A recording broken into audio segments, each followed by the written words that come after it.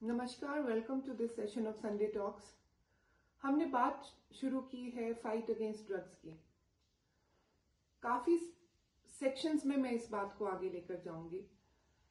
आज मैं बात करूंगी एक एग्जाम्पल से। एग्जाम्पल क्या है कि रियल लाइफ में भी एक चीज हुई। कुछ समय पहले एक 17 साल के बच्चे की ड्रग ओवरडोज से डेथ हुई। उसके पेरेंट्स ने लोगों से कहा कि बच्चे की डेथ हार्ट प्रॉब्लम से हुई है। Parents are living in denial. Parents को जब बताया जाता है, मुझे कंसर्न पुलिस ऑफिसर ने बताया कि कुछ महीने पहले उसके पेरेंट्स को बताया गया था कि उनका बच्चा ड्रग्स में पड़ गया है, तो उन्होंने कहा कि नहीं, ऐसा हो ही नहीं सकता। हमने अपने बच्चे के लिए क्या नहीं किया, उसे अच्छे स्कूल में भेजा, उसे पैसों की कोई कमी नहीं, उसे किसी चीज की कमी नहीं, वो क्यों ड्रग्स में पड़ेगा। Stop living in this denial.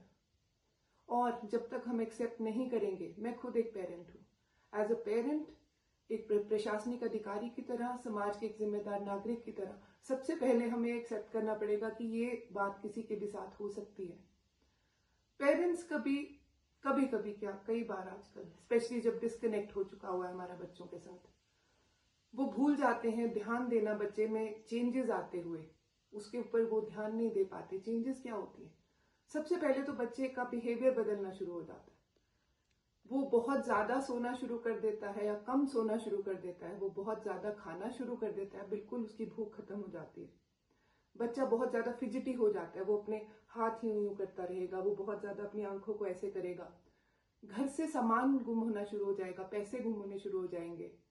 आसपास आपको कहीं ना कहीं व्हाइट पाउडर दिखे, आपको दिखे कि चम्मच जो घर के हैं वो नीचे से बर्न है, काले होने शुरू हो गए। इन चीजों पे ध्यान क्यों नहीं देते? अगर समय रहते इन चीजों पे ध्यान दे दिया जाए तो हेल्प हो सकती है। हमेशा याद रखना कि जो ड्रग्स की बीमारी है, ये इकोनॉमिक स्टेटस या किसी की बैकग्राउंड या कोई चीज देखकर नहीं आती। ये हर एक फैमिली को आज डिस्टर्ब कर रही है। मैं कंसल्टेशन देती हूँ इस बात पे, इसलिए मुझे बच्चों से पता लगता है कि कैसे वो इस चीज में पढ़ते हैं। पेरेंट्स हमेशा याद रखना, कोई भी बच्चा अगर ड्रग्स में पढ़ने के बाद अगर वापस आया है, सिर्फ फैमिली की सपोर्ट की वजह से, और अगर वो इस प्रॉब्लम में पड़ा है तो वो भी कहीं ना कहीं फैमिली के निग्लेक्ट, डिस्कनेक्ट या अनफेयर प्रेशर्स की वजह से। इस चीज के बारे में हम हर पहलू के ऊपर डिटेल में बात करेंगे। आज मेरा सिर्फ रिक्वेस्ट पेरेंट्स से ये है, फैमिली से ये है, क्योंकि आज हम न्यूक्लियर फैमिलीज में रहते हैं। जब ज्वाइंट फैमिलीज थी, कहीं ना कहीं बच्चे के ऊपर ध्यान रहता था।